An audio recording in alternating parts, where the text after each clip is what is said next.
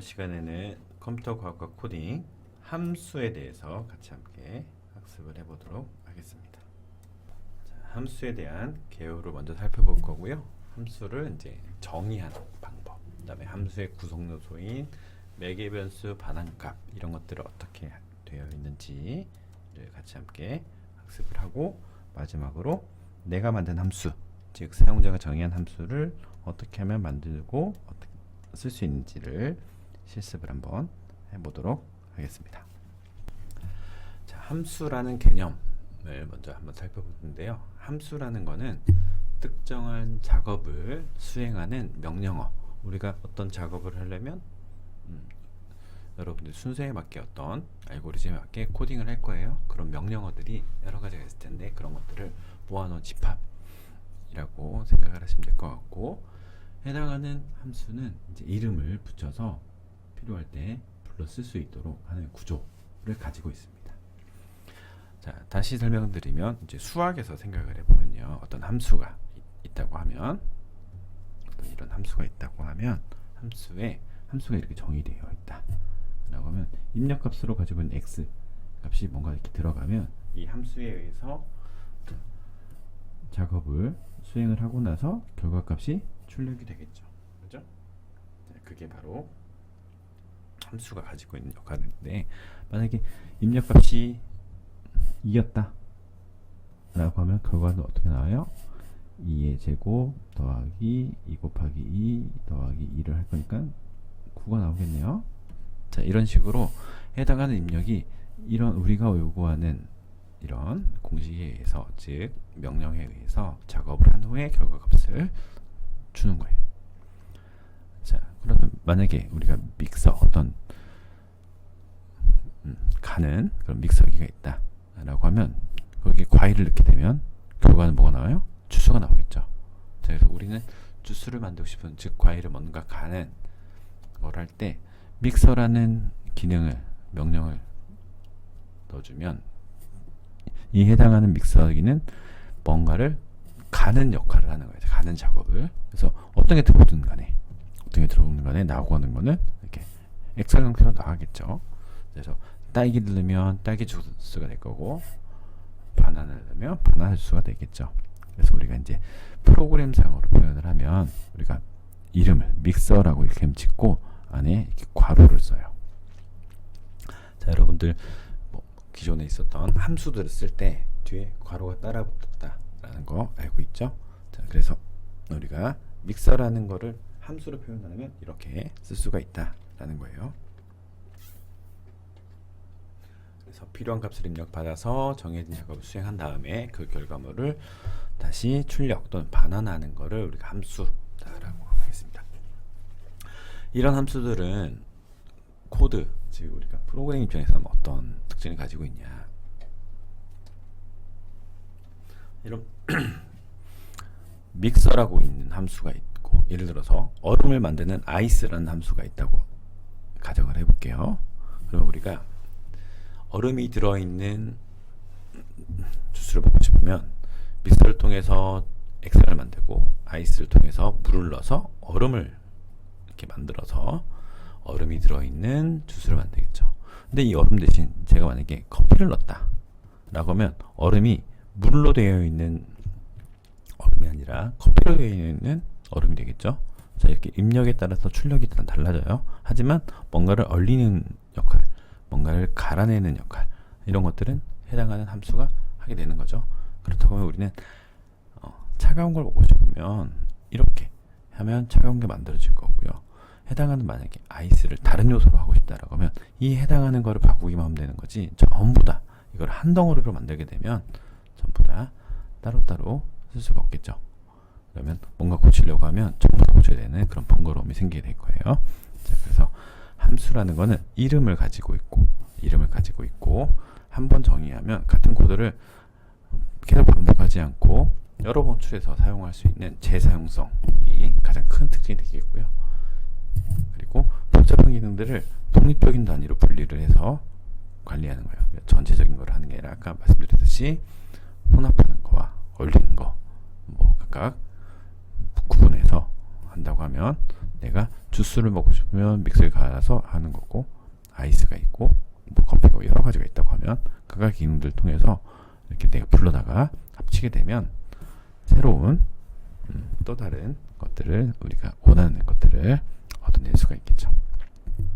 그 다음에 아까 말씀드렸듯이 전체적인 코드를 수정하는 게 아니라 모듈화 되어 있다 보니까 모듈화 되어 있는 부분, 각각 독립적인 단위로 분리되어 있는 부분에서 어떤 오류가 발생되면 해당하는 부분만 수정을 하면 되니까 오류가 만약에 발생이 되면 수정이 훨씬 더 용이하겠죠.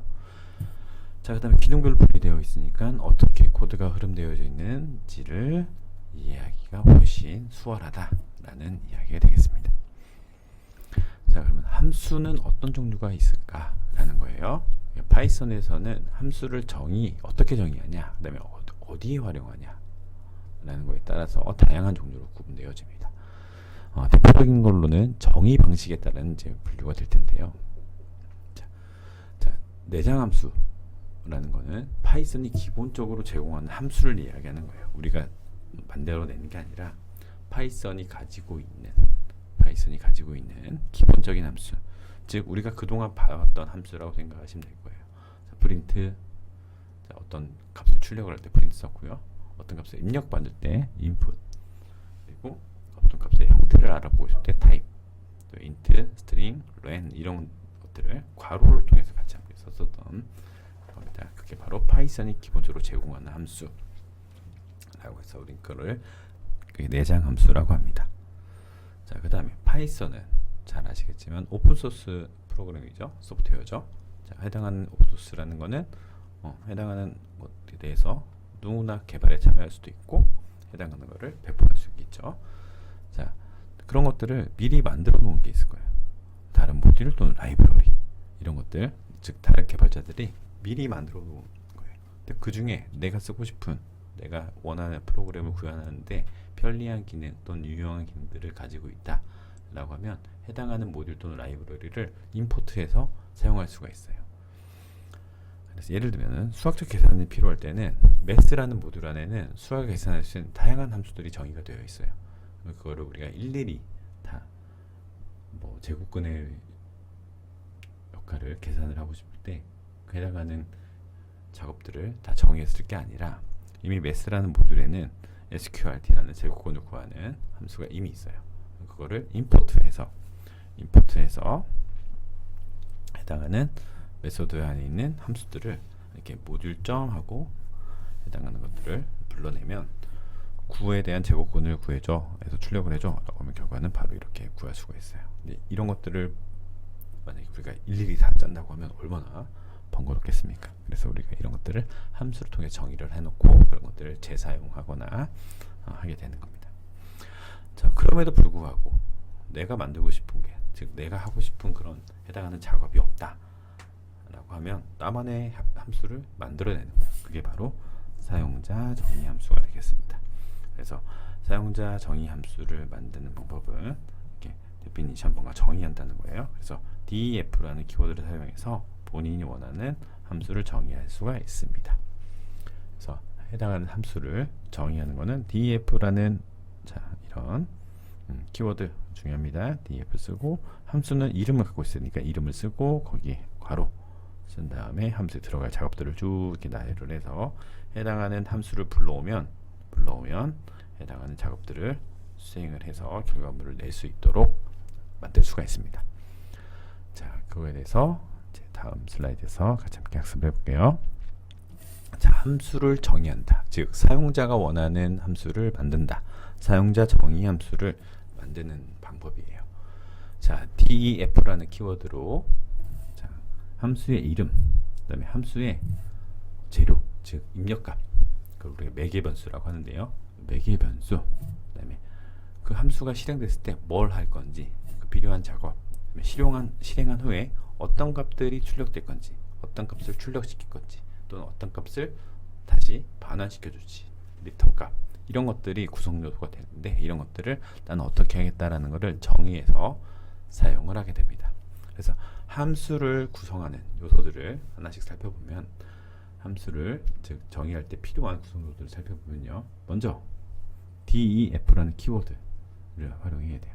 그래서 파이썬에서는 새로운 함수를 정의할 때 나는 함수를 정의하겠다라는 의미로 def, define 펑션의 약자로 def로 시작을 하게 되어 있습니다. 자, 그럼 def 이렇게 시작을 했어요. 자, def라는 거를 이렇게 시작을 하고, 자, 함수를 지을 때요. 그 다음에 내가 지정하는 이 함수에 대한 거는 이렇게 불러줘 라는 고유한 이름을 가져야 돼요. 그죠? 함수에 대해서 이름을, 자, 호출해서 실행할 때 이름을 가져야겠죠. 근데 그 이름을 지을 때, 여러분들 변수의 이름을 지을 때 식별자를 생성하는 규칙, 키워드는 안 돼요. 숫자로 시작하면 안 됩니다. 거기엔 띄어쓰기 안 돼요. 특수문자를 쓰고 싶으면 언더스코어만 씁니다. 자, 이런 식별자 생성 규칙을 준용해서 이름을 짓는 거예요. 근데 이름을 짓는데 무의미한 이름을 짓는 게 아니라 해당하는 수행하는 역할을 잘 알 수 있도록 의미 있는 이름을 부여해야겠죠. 당연한 이야기죠. 그래서 뭔가 더 한다 라고 하면 add 이런 식으로 하는 거죠. 그냥 A 이런 B 이렇게 지으면 다른 사람자 아니면 또는 내가 다시 사용을 하고 싶을 때 이 함수의 이름을 보고 어떤 걸 작업을 하는 거지 라는 거를 알아내기가 쉽지 않을 거예요. 그죠? 그래서 그런 것들을 위해서 가능하면 이 이름을 지을 때, 함수의 이름을 지을 때는 의미 있는 이름으로 부여한다. 그 대신 식별자 생성 규칙을 꼭 준용해야 된다. 그 다음에 입력값이라는 게 있어요. 즉 매개 변수라는 게 있는데 그거는 여기 괄호 안에, 자, 내가 지정을 하는 거예요. 변수를 지정하는 겁니다. 입력값을 거기다 바로 지금 쓰는 게 아니라 내가 이 함수 필요한 작업들을 다룰 때 사용되어지는 변수를 여기다가 이름을 쓰는 거예요.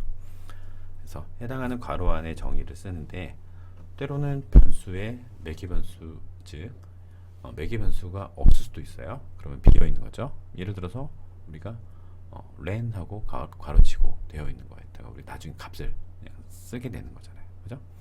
타입도 마찬가지였고요. 근데 매개 변수가 그거는 이제 값을 쓰게 되는데 값이 없는 거, 변수 필요 없이 그냥 함수 이름만 불러오면 결과를 나타내는 거. 자, 그거는 뒤에서 같이 함께 살펴볼 거예요. 자, 그렇게 매개 변수는 꼭 있어야 되는 건 아니고 필요에 따라서 입력을 받을 수도 있고, 난 입력을 받지 않고 그냥 무조건 어떤 작업을 수행한 다음에 그냥 결과를 나타내는 그런 함수도 있을 수 있습니다. 자, 중요한 거는 이제 def라고 정의를 했고 함수 이름을 정했고 괄호 안에 괄호를 쓰는데 거기 안에 매개 변수를 써도 되고 안 써도 되고, 그죠? 자, 그 다음에 필요한 작업들, 함수를 실행했을 때 이제 어떤 작업을 할 건지 필요한 작업들을 콜론 뒤에 씁니다. 콜론, 이 콜론 꼭 써야 돼요. 그래서 나는 정의할 거야. 이 함수의 이름을 가지고 있는 건 정의할 거야. 여기는 변수를 여기 괄호 안에 가지고 있어. 이거는 생략이 가능합니다. 그러면 뒤에 콜론을 집어줘서, 자, 이제 필요한 작업들을 정의할 거야 라는 거를 선언을 해주는 거예요. 그래서 콜론 뒤에 끝나는, 즉 def라고 하는 이 문장은 맨 뒤가 이렇게 콜론으로 끝나게 될 텐데 그 뒤에 쓰게 될 텐데 중요한 거는 이렇게 들여쓰기가 이렇게 잘 지켜져야 됩니다. 그래서 코드 블록을 잘 구분해서 작성을 해서 내가 필요한 작업들을 해당하는 순서에 맞게 쭉 기록을 하게 되는 거죠. 자, 그 다음 맨 마지막에 리턴 값이라는 거는 함수를 다 실행했을 때 여기 여러 가지 값들이 막 수정이 되고 뭐 계산도 되고 할 거예요. 그랬을 때 그럼 이 결과로 뭘 이렇게 내주고 싶어? 그러니까 우리가 과일을 넣었을 때 주수를 내주듯이 이런 식으로 나오는 출력값을 뭘로 할 거야? 라는 걸 정의할 때 return이라는 키워드를 사용합니다. 그래서 return이라는 키워드 뒤에다가 내가 나중에 반환할 때 쓰는 값을 뒤에다가 쓰는 겁니다.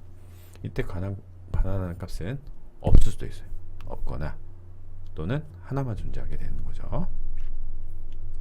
자, 이런 구성 요소들을 가지고 있는 게 함수예요. 자, 그러면 이런 해당하는 요소 중에 구성 요소 중에 우리가 매개 변수와 반환값에 대해서 좀 더 살펴보도록 하겠습니다.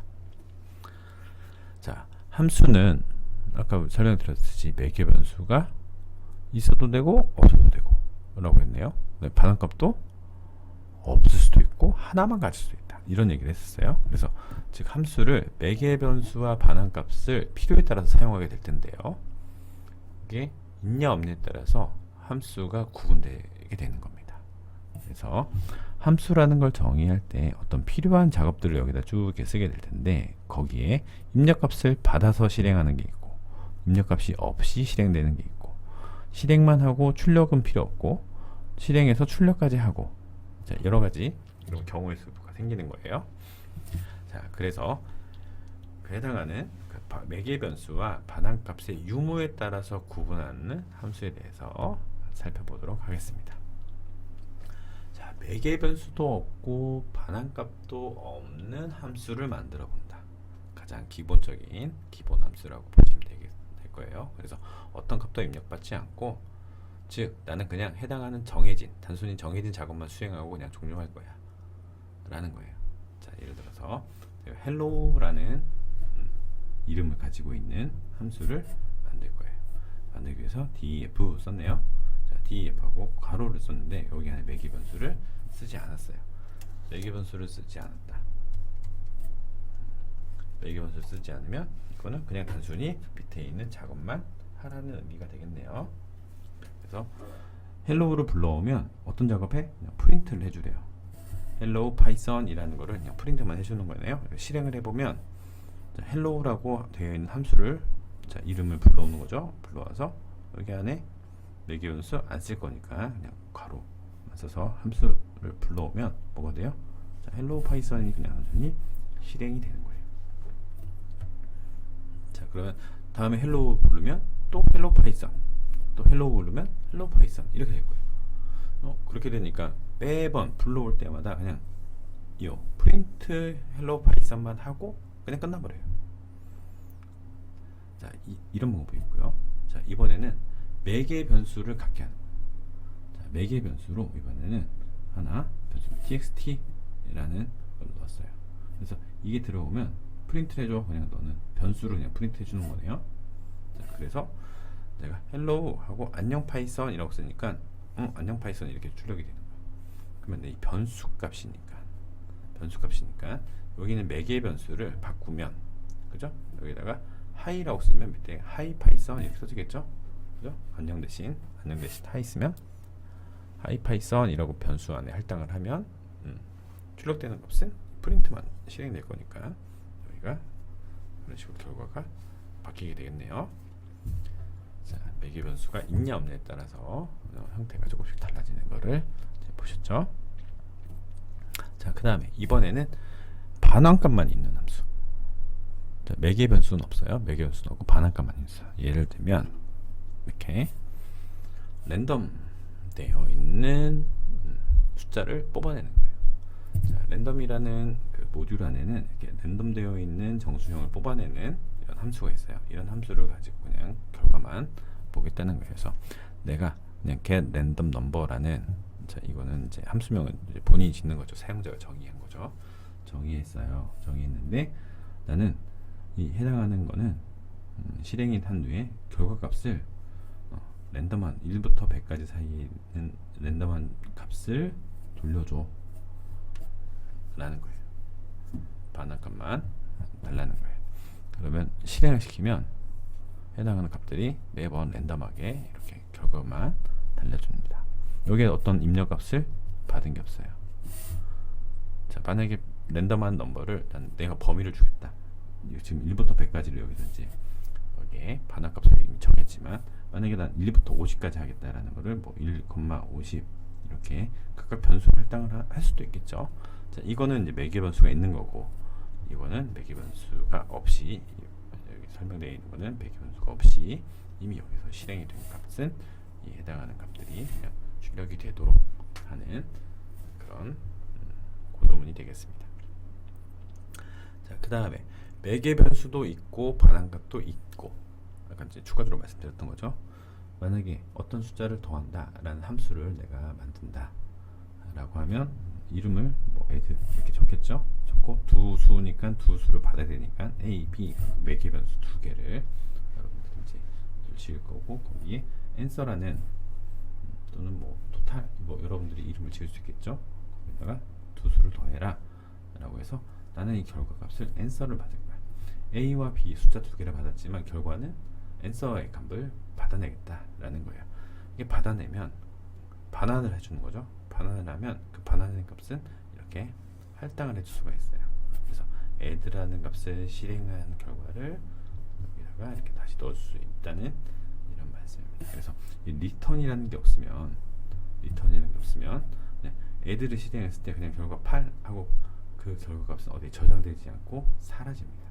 사라지는 거 그냥 결과 보여주고 끝나겠지만 이렇게 반환 값을 가지고 있어야 add를 실행했을 때 실행이 되는 거예요. 그래서 return 값을 만약에 제가 a라고 썼으면 썼기는 add라고 썼지만 결과는 여기는 3이 될 거예요. 그죠?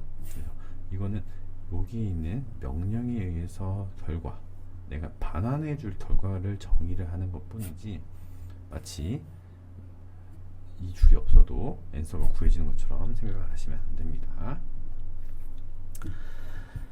자, 그래서 여기서 이제 추가적으로 살펴볼 것은 여기 A와 B는 우리가 매개 변수예요. 변수면 변수에 어떤 값이 할당되냐에 따라서 결과들이 달라져요. 그죠? 그래서 해당하는 변수, 매개 변수에 실제적으로 전달되는 값, 여기서는 3과 5가 되겠네요. 이 해당하는 3과 5라는 값을 우리는 인자라고 해요. 인자.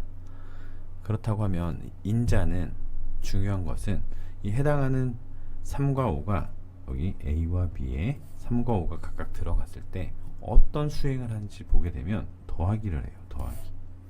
그렇다고 하면 이 더하기 연산자는 정상적으로 작동이 되겠네요. 그런데 A와 B가 만약에 다른 형태가 들어갔다 라고 하면 이 더하기 연산자를 수행을 할 수가 없게 될 거예요. 그죠?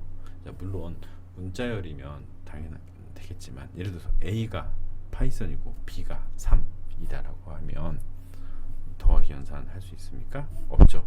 그러면 오류가 나타날 거예요. 자, 그렇다는 이야기는 무슨 이야기냐면 해당하는 이 매개 변수를 정의를 해서 해당하는 작업들을 뒤에다 쭉 쓰게 될 텐데 해당하는 작업들 안에서 어떤 연산을 해야 되는 경우에는 해당하는 변수가 해당하는 타입에 맞아야 돼요.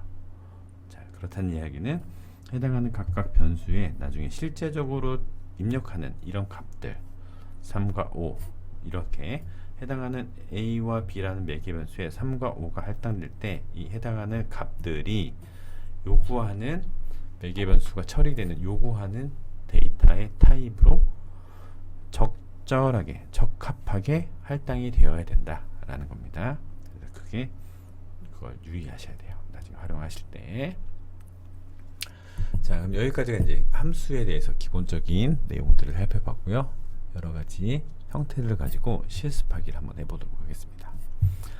자, 우리는 이제 컬렉션 자료용을 앞에서 배웠으니까 그런 컬렉션 자료용들도 활용해서 하는 것을 한번 해볼게요. 자, 리스트로 되어 있는 어떤 숫자가 담아진 숫자로만 구성되어 리스트가 있어. 그랬을 때 리스트에 있는 숫자들을 전부 다 더하는 그런 함수를 만드는 거예요. 그래서 예를 들어서 new 리스트에다가 이렇게 10, 20, 30이라는 숫자 요소 3개를 넣었을 때 점 값으로 이렇게 값을 더해주는 sum list라는 함수를 만들어 보라는 이야기예요. 그래서 결과 값으로 이렇게 리스트의 합은 sum list의 반환값이 result sum이라는 거에 들어갈 거니까 이 값이 여기 이제 출력되도록 이렇게 한번 해보세요 라는 겁니다. 자, 구상을 한번 해보시고요. 자, 풀이 영상은 뒤에 있습니다. 잠깐 기다릴게요. 네, 여러분들 자, 구상 해보셨나요? 자, 그러면 자, 간단하게 하면 이런 식으로 sum list라는 함수를 만들 수가 있어요. 자, df라고 하고 자, sum list라는 함수를 정의를 한 거예요. 거기에 변수는 numbers라는 리스트로 되어 있는 값을 받겠죠. 변수를 하나 받을 거예요. 그래서 토탈 합계를 구할게요. 토탈은 0하고 4 한 다음에 넘버스 안에 있는 이 리스트니까 리스트가 들어가 있는 숫자 하나 꺼내서 다 이제 더해주면 썸이 구해질 거고, 토탈이 구해질 거고, 토탈이 구한 값을 해당하는 결과로 리턴 해주면 되겠네요.